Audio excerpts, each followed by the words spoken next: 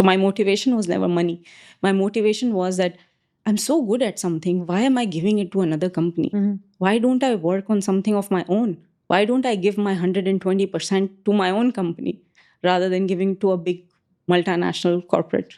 As you grow in the organization and in the hierarchy of the org structure, you have to play the game. You have to be part of the system. And I knew that I cannot be part of the system. Okay, tell us about the game. So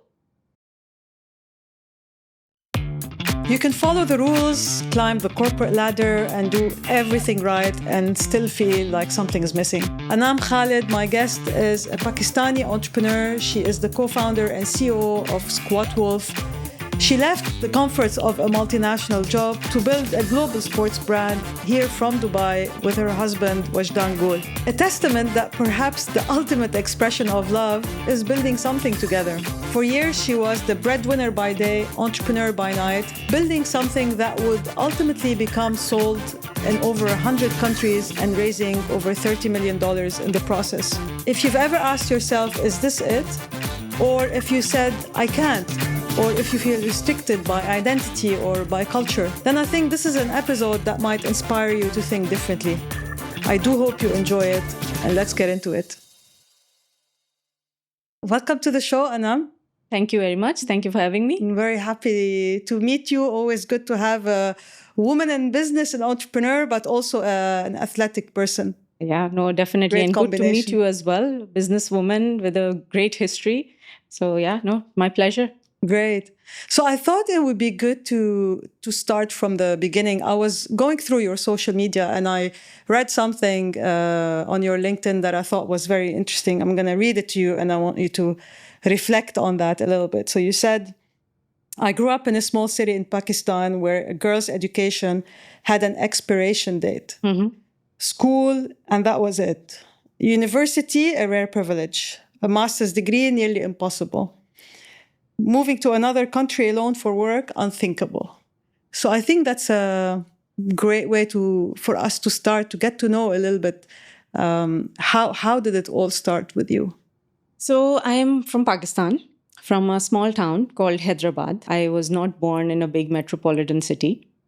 I was born in a small town in a very humble family. Both my parents worked all their lives. And one thing that was very important for my family and for my parents was education.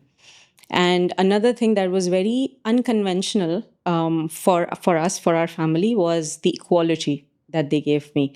So as girls and boys, I think it's the Eastern thing that boys are given much more importance when you're being raised versus girls.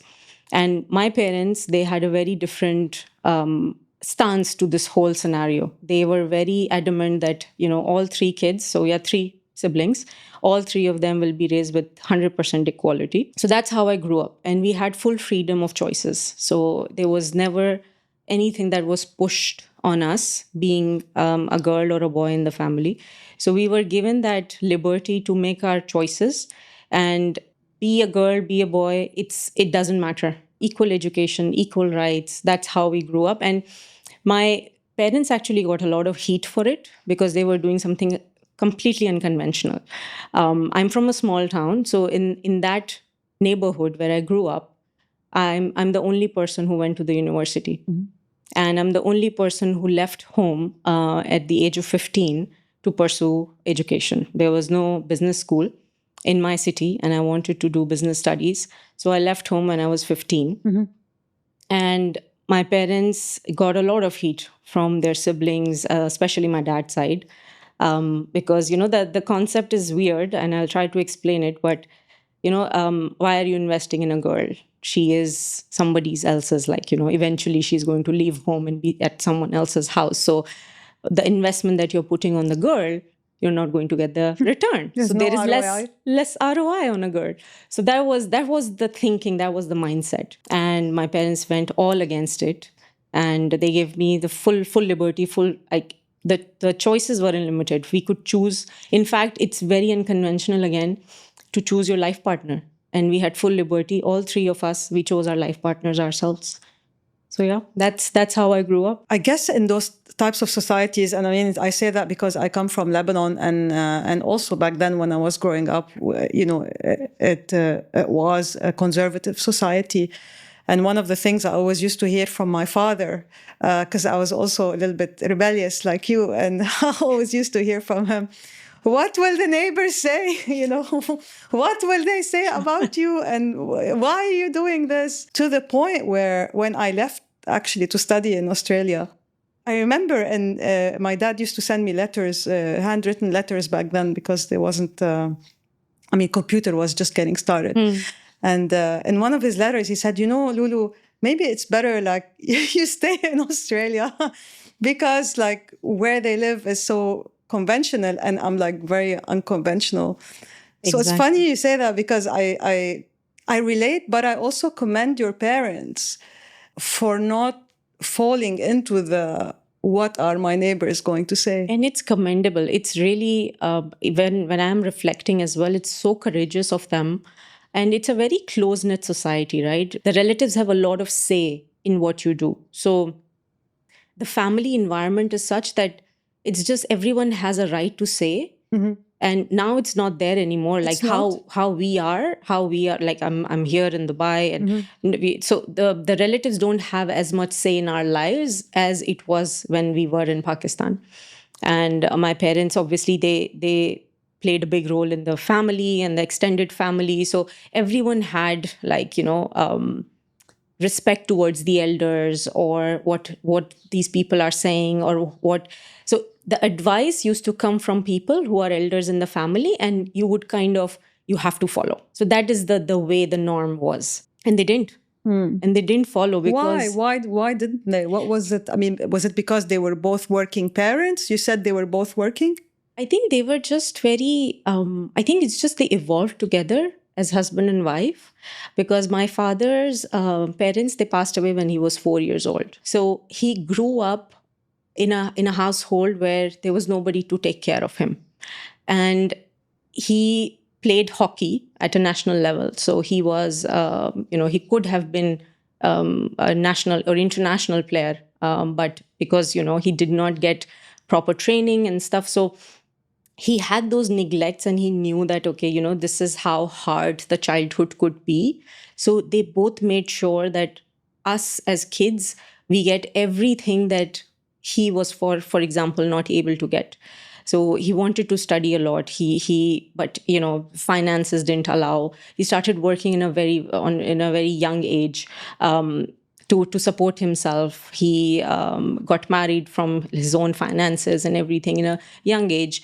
My mom came from a well-to-do family. She was very educated, so she did her master's. And in that time and age, having a master's degree was not common. Well, for a girl to go to the university in 70s, for example, wasn't a common thing. So she was very well educated. My dad had that void that he wanted to fill. So both of them, when they came together, we got the best childhood and best bringing up. That's amazing. Yeah. So and also, like, I grew up on streets, so I was never stopped from playing any sport. So my whole childhood was about sports, because my dad was into sports. So we were never stopped. Like, I used to play cricket in the streets with the boys, and in the afternoon. And the city is really hot, like almost like Dubai, where I come from. So in the afternoon, in the really, really bad heat, we are just, playing in the street. So that's how my childhood was. And that environment gave a lot of confidence that I was, in a lot of situations, I was the first one to do things. I was the first one to leave town to study. I was the first one to be okay for the parents. They were allowing us to play outside in the streets and compete in things. So I would I would participate in a lot of sports competitions and win prizes. So this whole way of bringing us up gave a lot of confidence for us to do things, to try things, to do unconventional stuff. So yeah. This episode is brought to you by Whoop. The all-new Whoop is here.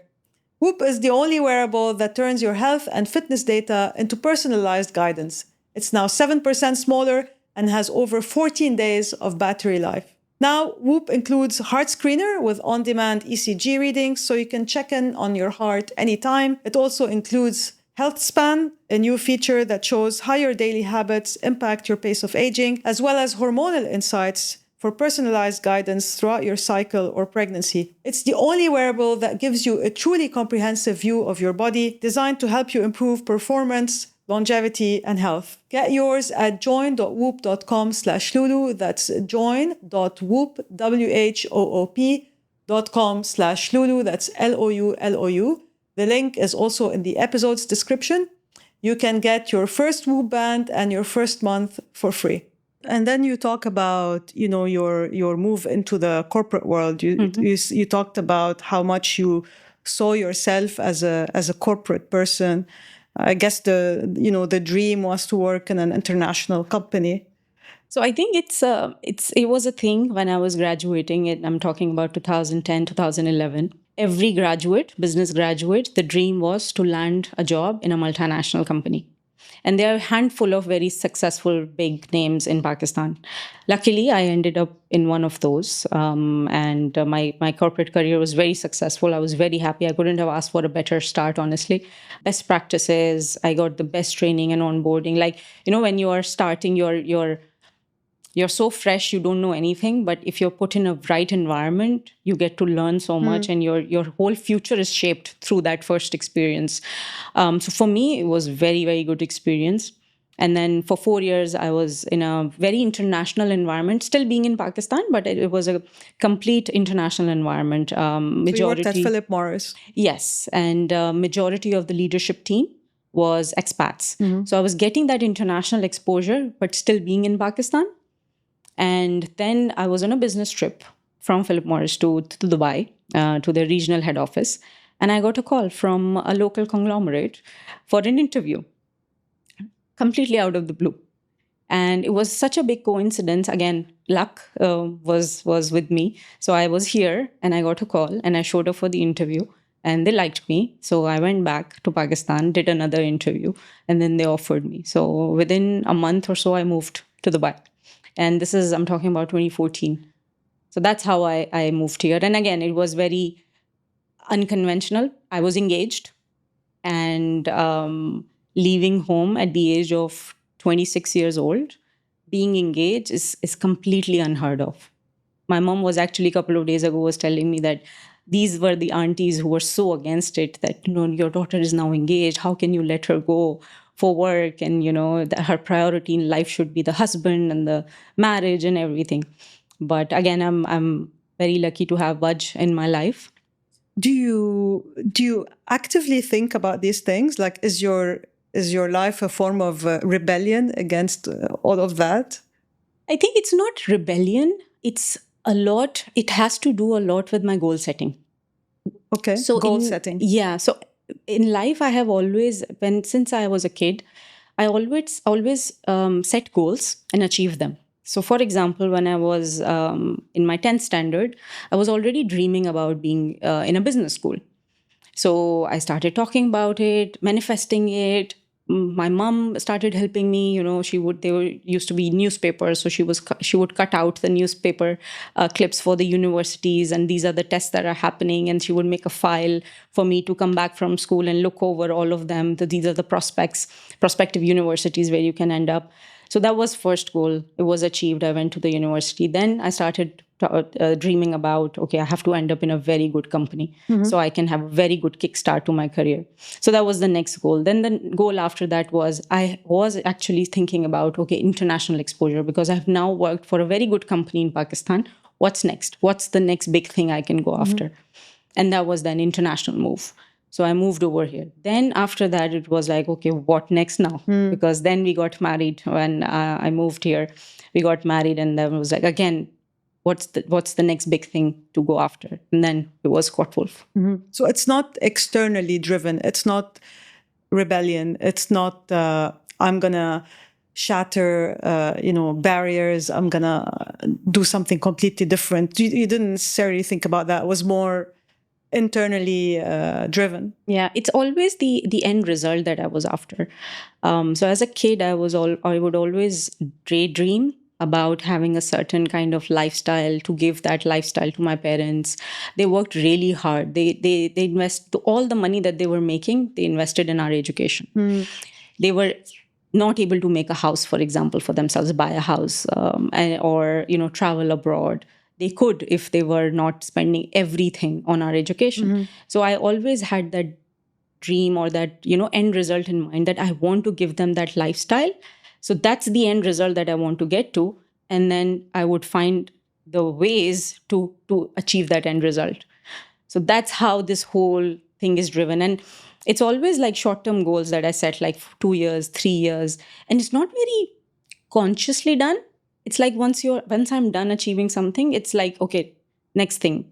What's the next thing? How do you keep progressing in life?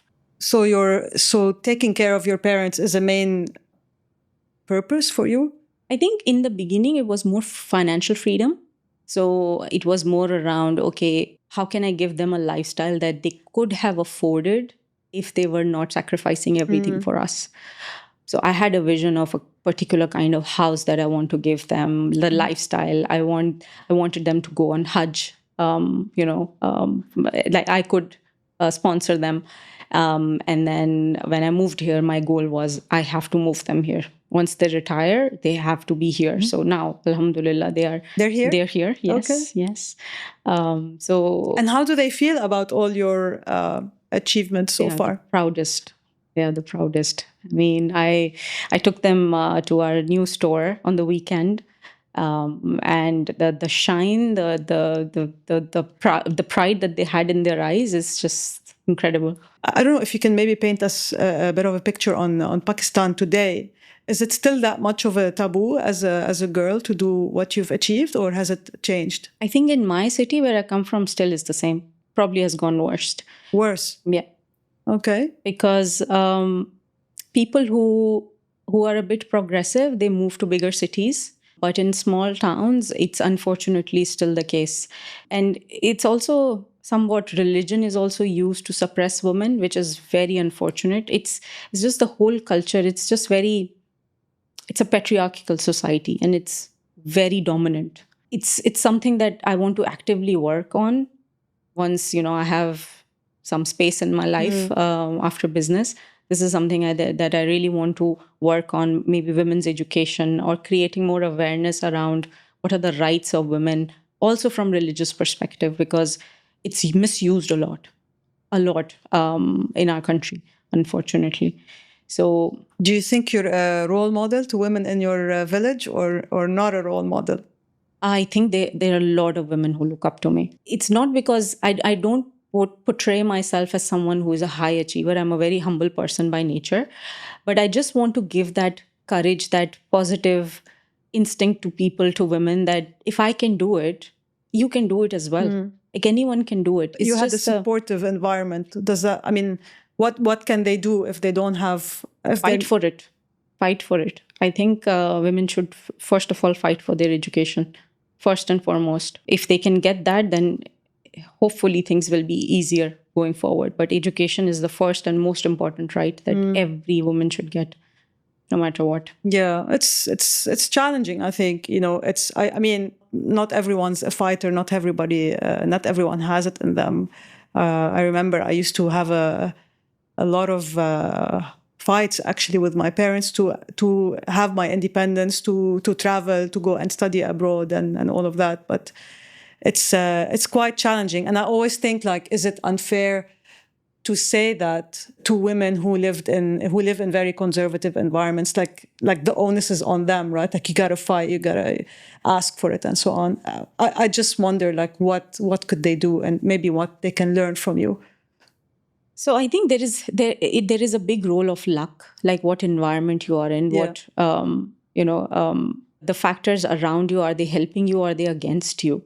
I was very lucky to have a very cohesive environment around me for me to have this confidence, to have this courage to take big bets in life. And I am very aware of that. This is not the case for a lot of women. It's not easy. But one thing that people like us, what we can do is create awareness, talk about it more and more, and show the path and show the live example that it is possible. it is something that maybe you will have to fight a little bit, because parents are also scared sometimes, right? So it's not the malintent, it's the love for their child, it's the environment that is not very cohesive for women to take those stands. So they are also scared, but with talks, with conversations, with over and over, discussions, and showing them the examples as well. Yeah. Because now I see a lot of women cousins in the family, they have seen me and they have shown their parents that, see, if you allow, this is what could happen. Look at Anam's parents, what kind of life they are living. So they can talk about this, show them the example, so they get more comfortable that, okay, someone has done it, then you can do it as well. Yeah. It's not completely alien. Yeah. We need more role models. That's for sure. Absolutely. I agree with you. And I think we talk about that a lot in startups as well. A lot of founders are men.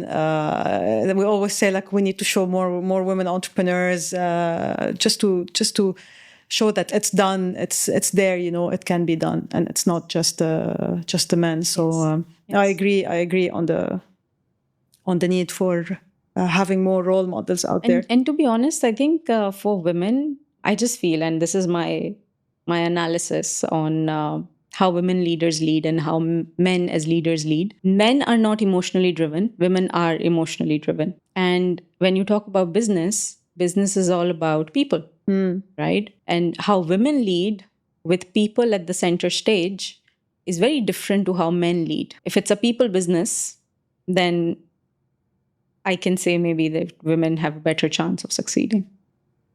Let's talk about that. So you moved to Dubai. You were working in a regional conglomerate for a while, and then you moved into pharmaceuticals. Yes. You were in HR, and then your fiancé at the time followed you here, which was very unconventional. Yes. And then a few years later, you decide to embark on the journey to start Squatwolf together. What was the conversation like between you and him? Like, how did the seed start getting planted? How would you discuss this between the two of you? So I was the one who actually started this conversation. So we both graduated from the same university. He took the startup route. I took the corporate route. And he started 3 tech startups with his friends back then. And because I got the opportunity and we were engaged, I said, I'm not coming back. I really like it in Dubai, and I need more exposure, international exposure. So he was very kind, and he decided to liquidate his shares, and he moved over here. And he started working. He was first time in his life was working for someone else, because after graduating, he did his own thing with his friends. So he started working with Bounce, with the founders. Bounce is a trampoline park, and he was head of marketing for them. And he was, for the first time, enjoying his life in a job. And I would be wondering, like, because I have always been in a corporate. For me to see him in a job and being really satisfied, it was disturbing for me a little bit. I was like, okay, you are a startup guy. How are you okay with this? Because his argument was that, listen, I have worked so hard for after graduation, 4 years. It was tech startup life. It's really hard. And now I'm having this 9 to 5, and let me just, take a bit of time and learn the ways of Dubai and the fitness, because it's also fitness entertainment business. So he was learning about everything and the fitness lifestyle of Dubai. So he was okay with it, but I could always sense, and I have a very good sense when it comes to, seeing people's strengths and what they are capable of. And he's my husband, and I could see, like, you can do so much more in your life, if we have something of our own. So I was the one who initiated this conversation, and it took me a few months to finally convince him to go back into the startup life. And it was very natural to both of us to do something in the fitness world, because he has been a gym buff all his life. And for me, sports was everything when I was growing up. So yeah, we identified the gap, and then we started going deeper and deeper, and the research started. So that's how basically it all happened in 2016. So there's a couple of things I think that you said which are important to pause on. So you you came to Dubai and you said, I'm not going back. So actually, you put your career first. Yes. Which is great. Not many people would do that. I don't know how people would feel about this, actually. Some people might say, oh, no, that's horrible. But I like the fact that you prioritized yourself, because as women, usually we tend to work around the partner or the other person. It's usually, as you said, the other way around. It's the husband whose career is very important, and then the wife typically follows. So I like the fact that you said, I'm here, I'm not going back, see what you're going to do, basically. This episode is supported by Bionic Go. If you are still spending money on random supplements, you need to know this. Our bodies are different, our lifestyle is different, and that is why you need a supplement that is customized just for you. Meet Bionic Go, the smarter, science-backed alternative that is personalized just for you. Expertly designed in Switzerland, their granular technology provides better absorption for maximum benefit. Visit bionic.com/Lulu. That's bioniq.com/Lulu. That's LOULOU. Or click on the link in the episode's description. You will be asked to do a 2-minute quiz, and then you can get your personalized formula delivered to your door. Use code CWL40, that's CWL40, to get an exclusive 40% discount on your first order of Bionic Go. People are afraid to work with their partners.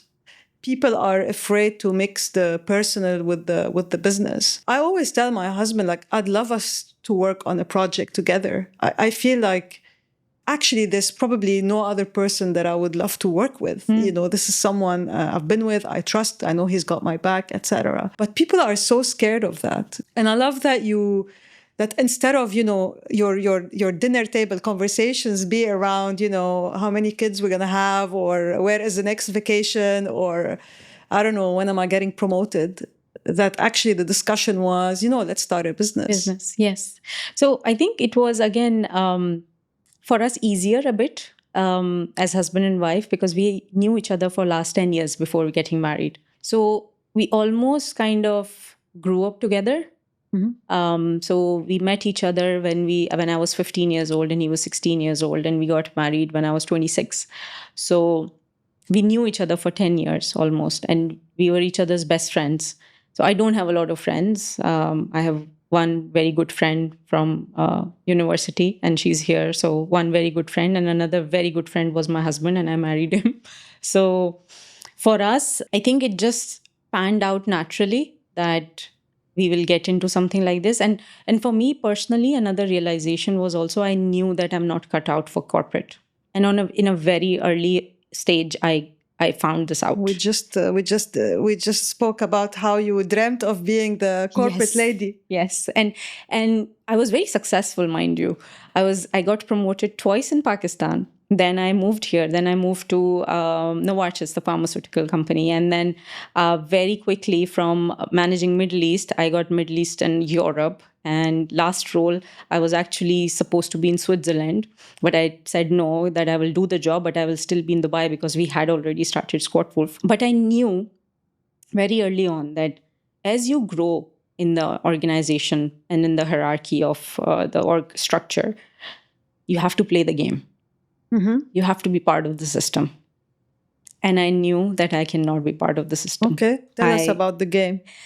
So the politics, the diplomacy, that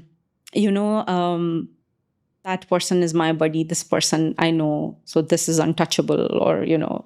So these I am a very honest person, a very transparent person, and I don't want to compromise my values for anything. It was all working out really well. But then I was like, I had this dream that I want to build an organization of my own where it's clean from politics, it's clean from diplomacy, it's honest and it's transparent, and everyone works with passion and heart and soul, and not for politics, not because I want to please this guy. No, your goal should be to make the business successful, not to please this director or that director or this person. I think that's a diplomatic answer, by the way. In terms of?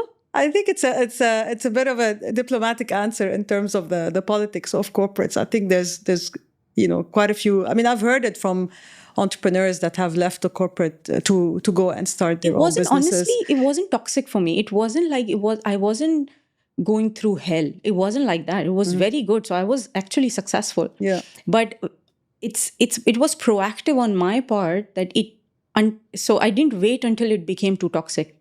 I planned ahead. So I started working on my exit plan since 2016, which was Squatwolf. So, and I continued till 2020, by the way. So I worked in corporate till 2020, even after starting Squatwolf, because obviously Waj left first and he focused on the business in the early days because he had the startup, background and he had the experience. For me, because financially we had to obviously run the household, pay the bills, rents and fuel and cars and our life expenses, travels and whatnot. So I continued my corporate life until 2020 to support the household. So that continued. But then if you look at in the retrospect, I planned for it early on in 2016. And my motivation, I'm not a materialistic person. So my motivation was never money. My motivation was that I'm so good at something. Why am I giving it to another company? Why don't I work on something of my own? Why don't I give my 120% to my own company rather than giving to a big multinational corporate? So how is it working with your husband? I mean, he's the CEO, you're the COO of the business. First, I mean, obviously, from an outsider, it seems amazing that you were the breadwinner for quite some time while he was building Squatwolf. So you were investing in the business, but also investing in your lifestyle and your expenses and so on, which is also, it takes a strong man to accept this, and a very secure man to accept this. And then, I mean, but how is it working together? I'm sure you have some challenges. It can't be for all sure, 100%. Oh my God! Talk about challenges. So tell us about some of the for those who are listening, the spicy bits. Yeah, for those who are listening who think, oh my God, like she's got it all. It's so perfect. No. What were some of the challenges of working with your partner? Far from perfect, for sure. So. One of the biggest challenges is when you are in the office. So we sit next to each other. So our offices are next to each other. We know everything what goes on in our lives, right? And when we are in meetings and serious meetings, so first we are best friends. Second, we are husband and wife. It is so difficult to filter how you communicate to each other, because when he gives me feedback or I give him feedback, it is brutal. It's transparent, like fully. There are no filters when you are in a professional environment. When you're giving feedback to your colleagues or your team members, it's very professional, right? But there is no professionalism between the two of us. And sometimes it hits really hard, right? And on both sides, it can be sometimes really brutal and harsh. So that's one challenge we are learning to go around it. And as the company is growing, as senior leaders are joining the team, it's becoming more and more like we have to be very conscious. I have to tell myself, okay, it's not my husband. He's the co-founder and he's the CEO of the company. I have to communicate to him like this. And same goes on in his head. So this is one of the challenges. Second challenge is there are no breaks. There is no break for us, no matter what we are doing. If it's dinner date, if it's an important, our anniversary or one of our birthdays, or we are actually trying to take a break on a summer holiday or a winter holiday, there is always work discussion going on. Always. So there is no break. Like mentally, we cannot detach that, okay, this is now our personal time and this is where we focus on other things. It's just work discussions that go on. So these are the few things that, navigate the navigation of how you work around it. There is no way to separate personal and professional. So that's, I think, the biggest challenge. And then people, of course, it's as the company is growing, there are a lot of people related challenges. So he has a different opinion. I have a different opinion. So we have to really see, okay, who has better experience in this topic on this area of the business. So we try to tell each other, listen, I'm better in this. So my word will be the final word, or he does the same. So yeah, that's how the conversations go. But it's not easy, for sure. How has your HR experience basically helped in that? I mean, you dealt with people all the time in your career, your corporate career. My biggest project has been Vaj. Yeah. Because I come from talent management background. So he gets a lot of advice and, leadership feedback. But he has been really, really good in terms of, and he's a very strong person, one of the strongest people I know because, as you said, being the husband who is relying on the wife's income to run the business and to manage the household, he has no insecurities. He's, I think, I know the word feminist is not used in a very positive way these days, but the biggest feminist I know is him. So he's very secure as a person, and he doesn't mind learning from anyone, and we are each other's kind of support system. And, we rely on each other so much that learning from each other is there's no ego. So there is no competition between the two of us. We win together, we lose together. They say with co-founders, it's very important to have the difficult conversations. I always tell my advice to founders usually when they start is always talk about the divorce. Like when you get started, everyone's so happy, everything's rosy, everything's going perfectly. And then you typically avoid these difficult conversations and then something happens. And then usually, it's a disaster. So, I mean, like you have investors now, obviously you've raised a significant amount of money, $30 million in your latest round. So I wonder, does this ever come up in like investor discussions or, like your husband and wife? I mean, husbands and wives fight all the time about a lot of things. Has that ever come up in the discussion? I think people do wonder, how are they still working? How are they still not divorced? People do wonder. Yeah, I mean, you try to renovate a house together, you'll probably end up in divorce, fights. or raising a baby, or it's a very tight rope you have to tread, I think. For us, I think because we are very clear on one thing, everything is based. So our foundation is our love, is our relationship, and everything is built on top of it. So the most important thing is our relationship. Business comes after it.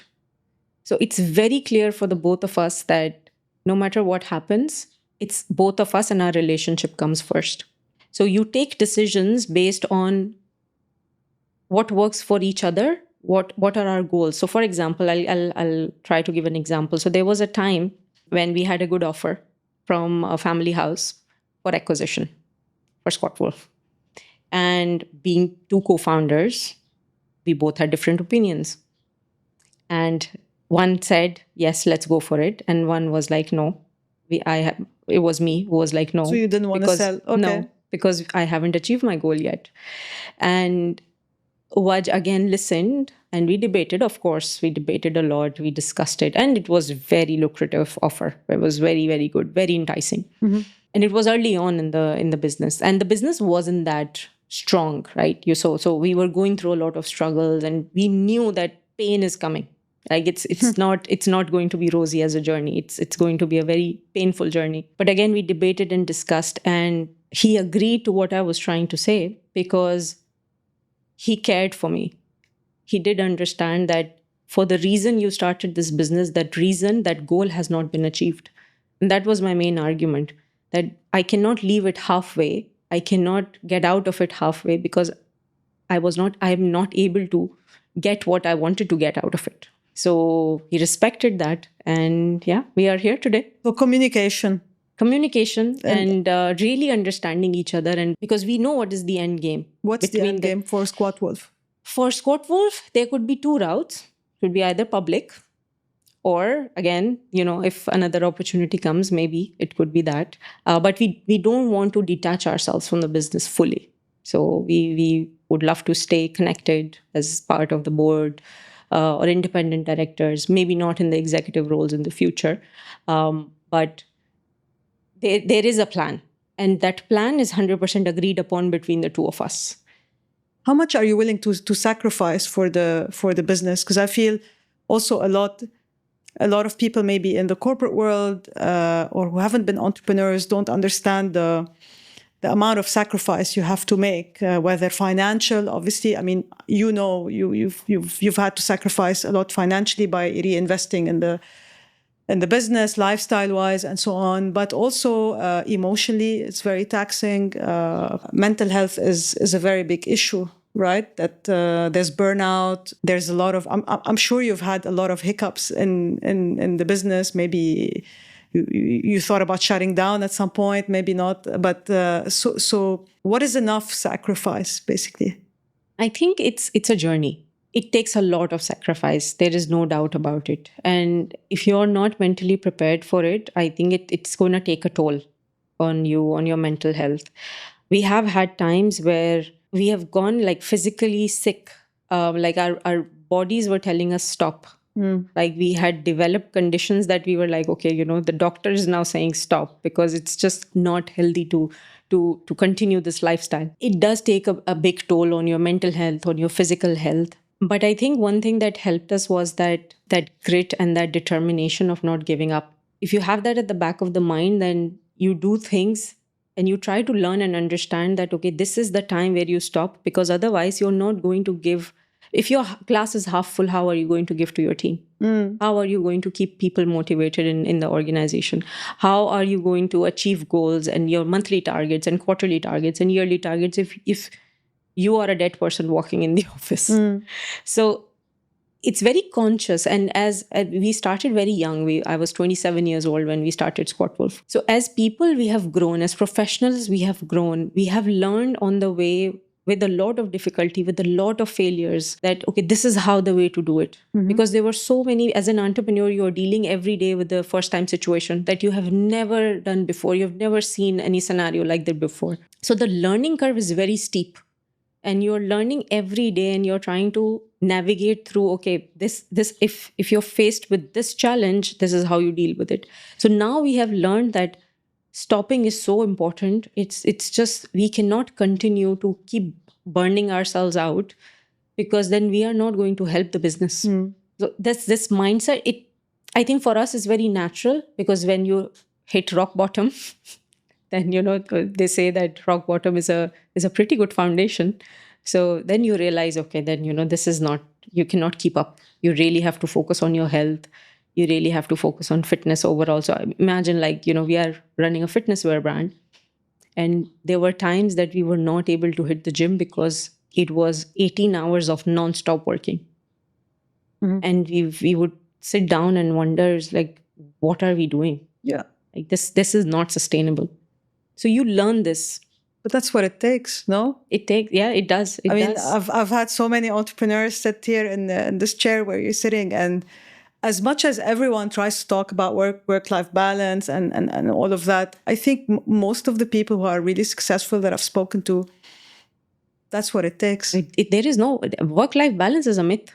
If you want to really do something in your life, forget about work-life balance. Like, if you want to be among like the top. Exactly. Right? I mean, I think that's the price. That's why I asked you about sacrifice, because for me, I feel you have to be okay with the sacrifice, because there will be personal time, family time. And again, I know it's very controversial what I'm saying, and some people might say, no, it shouldn't be like that, and all of that. But honestly, I mean, I think that's the price if you want to, and still, you could still fail. I mean, there's still no guarantee. There is no guarantee. No. So even if you put all your effort, all your time. Exactly.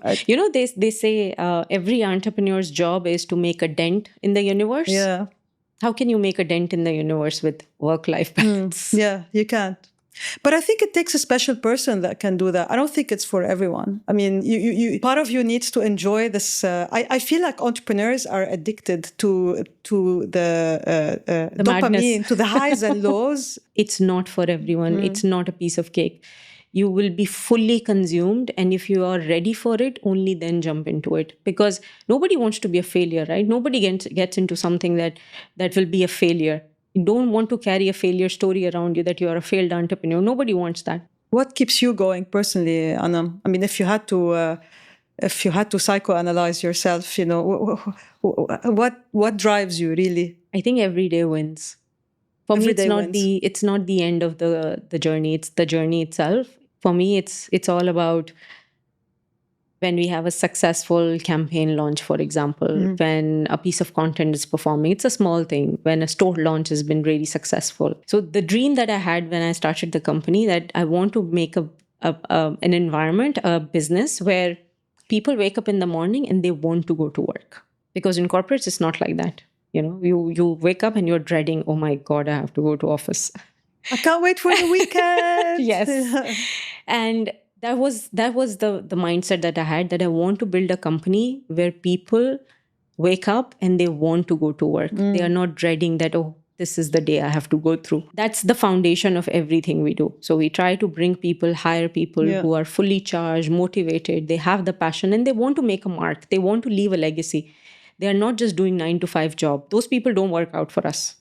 We have made hiring mistakes, a lot of them, and they stay for some time, and they either leave themselves or we have to tell them sorry because it's not working out. Yeah. So it's a bunch of people who are misfits, who are really passionate, and they have the same hunger that we share, me and Waj. Like, proving themselves every day, going for that hunt every day. So yeah, we have all those hustlers who come and make their mark and enjoy, and that's what fuels my passion. I think that's what many people outside the startup world also cannot understand. You can't run a startup with someone thinking this is a 9-to-5. Having been a tech entrepreneur and having had my startup as well, I always say like it's a special kind of person that can work in a startup, and you can't find a lot of them out there. Oh. They're very difficult to find. Very difficult to find, yes. There's while I was actually researching for this, I found this quote by this Harvard professor called Nancy Cohen, and I thought it really hit the nail. She said, every great entrepreneur I've studied was driven by something deeper than money. They were trying to fix something in the world and often in themselves. I just feel, when you talk about Squatwolf and the sort of the work environment that you've created, it's how you want to spend your day, right? With the people that you want to spend your day with, in the environment that you want to be in, right? It's like about control as well. Like if you had to design it, this is how it looks like, and that's what you're striving for. Like it's the team that we are trying to build, and also the fitness agenda that we are driving from the region. Did you think about your own heritage as a Pakistani and Waj as well, to kind of, I don't know, infuse it in the brand? Like Squatwolf is very modern, minimalist, whereas I feel like the Pakistani heritage is very colorful, rich. Have you thought about that, or do you feel like you want to build it in the image of Dubai, which is the sort of the multicultural international melting pot? The idea or the creative direction for the brand is coming from both Waj and I. It's a reflection of who we are as people rather than our heritage as a country. Our creative vision is written by both of us, is designed by both of us. And who we are as people and how we train, how we look, how we dress is translated through Squatwolf. It's a reflection of us as founders, the styles that we produce. So it's a very clear instruction to our product team. If I can't wear it, or if Waj can't wear it, it's not being produced. It's a no. So that's how the whole creative vision is brought to life. Because I asked this because I feel like there's an opportunity. I mean, you have obviously many global brands that are competing with kind of similar look and feel in a way. I mean, of course, they would argue against that, but basically, like, how do you differentiate as an up and coming brand? And you have a lot of these kind of micro brands that are popping up. How do you see Squatwolf being differentiated from global brands, apart from that you are born in Dubai? So I think one thing that we are very clear on is being very authentic to ourselves. We as individuals, we are unique. It's not very common to have brown founders who are expats living in Dubai who have started a global brand. It's not very common. So our story, the way we lead, the way we are leading the brand and the team and everything is very unique. And the flavor that we bring to the brand, to its creative vision, to the visuals, to the campaigns, it's also very close to us. It's what we are trying to create is desirable. So something that is desirable for us, we feel that is going to be desirable for the wider audience as well. The taste level is something very important for us. So all the creative team members that are with us, they have a very good taste level, and we hire people with a lot of consciousness that, okay, these people share the same vision with us or not. It's all very conscious effort.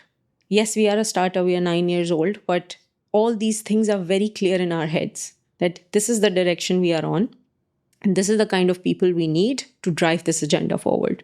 And the look and feel of the brand, yes, of course, it's fitness wear, right? So you try to differentiate as much as possible, but everything for us stems from desirability. Do people really look at this image or look at this campaign image? Do they really feel, I want to be this? Do I want to wear this? Do I want to look like this guy? Or do I want to look like this girl? That's the question we ask ourselves every time I'm approving any campaign imagery or, homepage banner or whatever is going, like the campaign is going live and we go through the final assets. And that's the question I ask. Is it desirable? Is it going to talk to the customer in the way we want to talk, to our audience? And if the answer is no, then it's not going up. What's the ideal customer for Squatwolf, if there's such a thing? So how we target is the people who are everyday gym goers. So we are not after the elites of the elite, the champions, the one in the entire world. We are not after those. We are talking to the people who are everyday gym goers, because this is the gap that we identified in the beginning, that all these big brands, the giants, the big sportswear names, they are only talking to those top athletes. There's nobody who's talking to the everyday gym goer or everyday person who isn't after fitness, who is either starting a journey or is in the intermediary level or advanced level. And there is no community element for these people. So this was the gap that we identified, and this is how we talk as well. So we don't show or we don't try to achieve greatness. We are all about progress. We are all about, so the essence of the brand is very simple. It's performance, progress, and pack. Pack is the community element. Progress is everyday progress that we are making. If you're going 3 times a week, fine. If you're going 5 times, 6 times a week, or if you're really committed and you're going 7 times a week, we are talking to you. And performance, because our product is going to help you perform. Our product is going to support your fitness goal. Yes, we are a young company, but then the innovation and the technicalities that we have in our product, they are really supporting the needs of the athletes of this region as well. Because again, all the Western brands, they are not looking at the needs of this region. But I don't know what that means, Anam. Like I'm trying to understand what it means. Like, can you break it down? So for example, to us, like what do you mean exactly? Here, you're training outside in 45 degrees heat, 50 degrees. And the products that are available in the market, that are not going to support that run that you're doing at 6 p.m. or 5 p.m. in the afternoon. And it's really hot and humid. We have a technology that's patented technology called X-Dry, and it dries 3 times faster than the best technology available in the market. And I'm talking about the best. And that's the patented technology that we have taken, I think, 3 years ago. And that's the best-selling line for us. And it really dries faster, 3 times faster than Nike's Dry Fit as well. Okay. So when you're drenched in sweat, all of your friends are drenched in sweat, the one person who is wearing our X-Dry will be driest person. Okay. And I can bet that. Okay. So every day, there are athletes who are in the office, and our product development team is sitting with them, testing the products. So our cycle is about 16 months in advance or 18 months in advance. So we have 18 months before the product launches, we test it with athletes. With athletes, With or athletes. with regular gym goers? Gym goers, who we call our athletes, Okay. because they are termed as athletes, so they become part of the pack. Okay. But they are gym goers, they are personal trainers as well. So it really depends. They could be, there is a terminology called fit models. So you fit on them to get the right fit of the product. So they are then testing. So for example, fits for bras is crucial, because sports bra is something that has to perform. It has to make you feel comfortable and confident. And, with the women of this region, you have to cater to the size as well, right? So there are different sizes and the body shapes, everything. So testing becomes very, very important. Mm-hmm. And they are technical products. So we build the products with the people. It's not done in isolation. Yeah. It's done with them. I still feel there's a big opportunity for you to be more you. When I tell people that, Anam is coming here, she's the co-founder of Squatwolf, people are shocked. Mm-hmm. First of all, they're shocked that Squatwolf is local. Secondly, they're shocked that the co-founders are Pakistani, in a positive way, by the way. So I feel that there is a lot of strength to the story. Before this, when we had a call, you and you told me that you weren't doing a lot of press before and so on. And I think I still feel like there's a lot of power to your story. There's a lot of differentiation to the story, which I feel would be great to see you maybe capitalize. No, definitely more on, because it's very unique that what we are trying to build, and you are unique. I like what you're trying to build as a sports brand, which I think is fantastic from the region. But I feel that you and your husband and the fact that you're building this together, I feel that this is unique. It's quite a challenging market. I don't know if today's consumers are a bit more fickle, or maybe they are I don't know how much loyalty you can expect from customers. So I guess it's an interesting mix for you in kind of building this community and the loyalty to Squatwolf. I think for us, we still have a lot of people, a lot of customers who we acquired back in 2016, in 2017, in the very early days. We still have a big group of customers, and we do analyze our database and our customer acquisition and our cohorts. There is a big customer database that's coming from, they're still active customers, and they were acquired in the early days. So I think there is a lot of value and loyalty, and people here, in other parts of the world, there is a sense of loyalty. If you really like something, if you like a brand, you stick with it, because especially for men, they don't want to think a lot. They don't want to switch brands a lot. They're very simple in their thinking. Okay, I like this t-shirt, all colors. This is the purchasing behavior of men. For women, it's more complicated. For women, you really have to keep them engaged. You really have to keep them, hooked. With exciting stuff. And trends, exactly. For women, they are more fashion driven than convenience driven. Men are more convenience driven. So it's the dynamic. But then again, this is the challenge that we take on every day. That how do we keep that desirability on? Yeah. How do we keep that going? That we are always at the top of the list of consideration for the customers.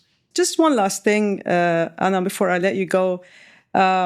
You are a trailblazer, even though I don't like this word, but I do feel it's very appropriate in this case. And one also of your LinkedIn posts, you say, work-life balance is not a women's issue. We don't expect women to figure it out while men keep climbing the ladder. We create a culture where both thrive. I refuse to let inequality be the norm where I have influence. Can you elaborate on that a little bit, and how does that tie into your goals, your future goals for Squatwolf? Yeah. So we touched upon on my bringing up in the beginning, and my mom had a big role in this, and it's something that is in me: fairness and equality. I just cannot tolerate if I see people being discriminated based on either their gender, their skin color, any type of unfair behavior towards people, be it because of the age, and we have been victims of ageism, if that's a thing. Like you're too young. Yeah. We had more senior people in the business age-wise versus us, and seniority experience-wise as well. And we have been victims of being discriminated and looked down upon because we were younger. So any discrimination which is not logical and which is not based on the facts, it's unacceptable. There is no inequality that is justified. And I cannot tolerate in the environment where I operate that there is any kind of unfairness or inequality, be it salaries, for example, be it position titles, be it anything. Like, because women they join the business with their own needs and with their own things that are attached to them. Because they are wives, they are sometimes mothers, sometimes they are about to be wives or about to be mothers. And there are men who have less strings attached as professionals, but then they should not be given an extra advantage of more opportunities because women come with strings attached. For us, it's a very simple policy. Can you do the job? I don't care who you are as a person, like as a gender. I don't care you're a man, woman. I don't care how you identify yourself. Can you do the job? And this is the title, and you are paid for the position, for the title, for the job description. You're not paid more or less because of your skin color, more or less because of your gender or anything else. And it's a thing. It's still a thing that, you're paid through based on your passport. Yeah. It's still a thing. Oh yeah, that's even worse, actually. It is, unfortunately. And I have seen it in my life in Dubai. I have seen that. So this is something that is a big no for us, for both of us. Like, discrimination, inequality, injustice is something that I have never tolerated, and I will not allow it to happen under my command, if you say. And what I love about that, sorry, just to add, is that you said about, the men, they keep going through their careers. In fact, they get even better and better. And I mean, your 30s are probably your prime years as a professional, and then your 40s. And then a lot of women have to take a step back, and you see the biggest drop actually in women in senior levels because they take time kids off to have kids and so on, and then it becomes really hard for them to come back. And I think it's a systemic issue. Like we don't support women to come back. There's a lot of guilt tripping around getting pregnant and having kids and taking time off. I feel like even though a lot of companies try to do like nice things about it, we have like I've seen in some companies they have a maternity room, for example, which I think is pretty cool. But I feel there's a lot more to be done on that. There was just a quick example. We were hiring for there was a position open in the logistics department. And there were two final candidates. One was someone who was coming back after a break of 2 years because one, she gave birth, and then the second child there was a problem in the pregnancy. So the break became longer than it was intended. And there was another candidate, or another lady as well, who was switching from another company. And I deliberately chose the one who was coming back after a gap because it was very important for me to give a chance to someone who's trying to come back. And she was very clear in her communication that I'm really struggling to find a job because people are not taking a bet on me. Nobody's giving me a job because I took a 2-year break. And that's what we try to do as whenever possible, that, give chance to people. And she's amazing, wonderful, like, performance-wise, everything, because there is this hunger, right? There is also this passion, the commitment, like you want to come back to the corporate life and you want to restart. And if you're struggling to come back, there is more hunger, there is more passion to come full force. So employers, I think, sometimes overlook this. So we need to really understand this and give chance to people who are not getting it easy. So they will come back and they will do 200%. Not 100%, double the effort and double to prove that, yes, your decision was right. You took a right bet on me. So it's also for employers to think about, like, you can give people chance and it will work out for your business. Yeah. Well, I hope there's a lot of girls and women that are listening to this conversation. Hopefully they see you as a role model and they strive to, build something of their own and make it their own by also staying true to themselves. Yeah, oh, definitely. Thank you. Thank you very much.